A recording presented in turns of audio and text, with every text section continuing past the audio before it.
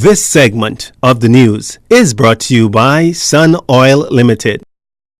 Welcome back. Police closed the book on a nearly year-old murder. A magistrate's court today stood 28-year-old Romando Hyler. Hyler is allegedly behind the murder of Derek Cartwright. Cartwright was killed on January 18th.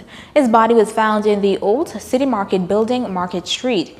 His alleged killer was not required to enter a plea at this time. He was remanded to the Bahamas Department of Corrections until his next court appearance on February 15th, 2019. Police keen on arresting the culprits behind a quantity of drugs found in two separate incidents yesterday, the first after 2 p.m. We're told officers at the time were patrolling Raymond Road when they spotted a group of men through a dirt road.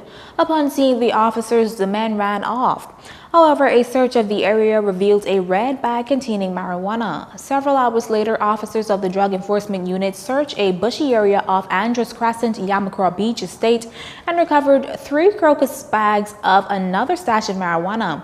The drugs weighed in at 81 pounds. That's an estimated street value of $81,000. Again, no arrests were made. Police also looking into a late-night robbery.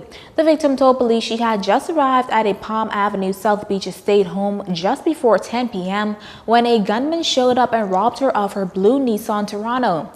The latest incident come as police yesterday reported a 14% decrease in armed robberies this year. Well, the holidays are right around the corner, and with it comes a whole lot of family fun, feasting, and frolicking. Frolicking that, if you're not careful, could end in tragedy. And who wants that? Well, ahead of all the revelry, acting officer in charge of traffic, Superintendent Marino Hines, issued a few safety tips for both motorists and pedestrians. If we are kinder and a little more courteous, we believe that driving around, traversing the streets of New Providence, and indeed Grand Bahama and our family islands will be a whole lot more pleasant. We want persons to get sufficient rest.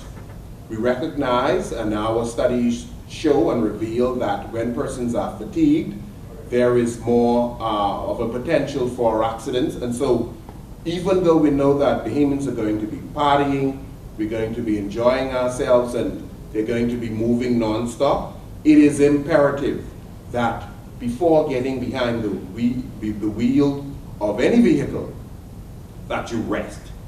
We also want persons to plan their route. Don't just jump into your vehicle and start driving. Motorists are also advised to leave earlier than usual, which helps with frustration. And it's a given to not drink and drive. If they absolutely have to, we would ask them to consider to drink in moderation. All right?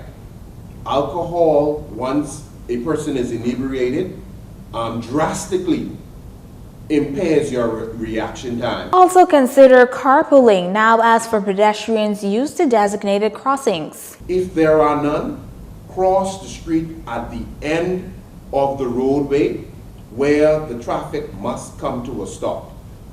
Even though you're crossing the street at the end, you still must be alert and aware of your surroundings and which vehicles are moving. Those of you walking with children, it's suggested you have them on the inside of the walkway and hold their hands.